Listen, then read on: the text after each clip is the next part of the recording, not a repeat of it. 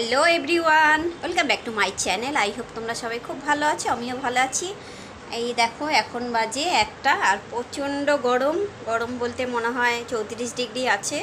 আর আজকে দুপুরে কি লাঞ্চে আছে সেই ভিডিওটাই তোমাদের কাছে ছোট্ট করে শেয়ার করব। এই দেখো ভাত, তারপর আছে আলু ভাজা, আর আছে কাতলা মাছের মুড়ো দিয়ে মুগের ডাল, তারপর আছে চিকেন কষা। একটু হলুদের রঙটা একটু অন্যরকম বলে তাই কালারটা এরকম এসছে, কিন্তু টোটালি কাঁচা লঙ্কা বেটে আর দই দিয়েই করা হয়েছে। ম্যাক্সিমাম আমরা দই দিয়ে আর কাঁচা লঙ্কা বেটেই আমরা মাংসটা রান্না করি। তারপর আছে স্যালাড, সবশেষে আছে আম।